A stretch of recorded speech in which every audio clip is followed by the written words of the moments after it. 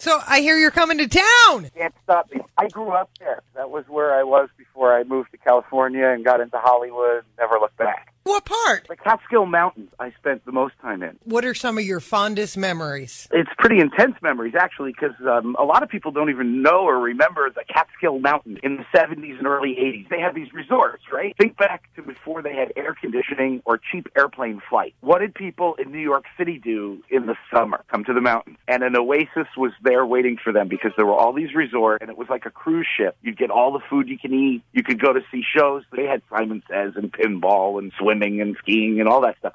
But the shows were very, very big deal. And they'd bring in big headliners on the weekend. For some period of time, it was Comedy in America was the cap. When did you move to Hollywood? I moved when I was about 12 to 13 years old. Big difference between Hollywood and the Catskill Mountains. Well, yeah, there's the joke. Right now it's fall in New York, so it's beautiful. The leaves turn brown and they fall out of the trees. In L.A., the air turns brown and the birds fall out of the trees.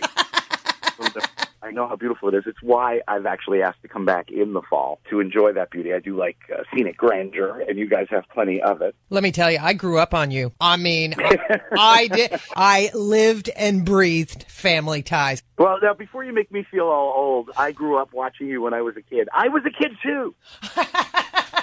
You were. And it had to be cool working on that set. It just looked like a family atmosphere on and off. It was. For all the craziness of the 80s, it was such an innocent time compared to today. Isn't it amazing? And you've actually lasted the test of time. There's not many people that were busy working in that time that are still doing what they love today. Yeah, thank you. I did a little behind-the-scenes time. People don't know that. I produced for E! and Game Show Network and TBS and Showtime and even Animal Planet. I never stopped going on the road completely, but I definitely took some years where I wasn't going as much. But now I'm at it. 40 cities this year. And you've gotten to, open for some pretty funny people. Over the years, yes, including some of the greats, Jay Leno and Jerry Seinfeld, who I wanted to be them when I was a kid. And I've got to work with a lot of my heroes. So who do you think you learned the most from about stand-up comedy? Well, there's no doubt about that. My dad. He's no longer with us. He's from the old school. Like, he was on the radio with Fred Allen in 1940. But he was a big star, and he was in early talkie pictures and stuff. He did impersonations, and then he kind of grew into a comedian. He was really respected. Ultimately, by the time he was going on Ed Sullivan regularly in the 40s and 50s, he was a comedian. He did do an Elvis impersonation the week before Elvis was on Ed Sullivan for the first time. That's so cool. Can you do an Elvis impersonation?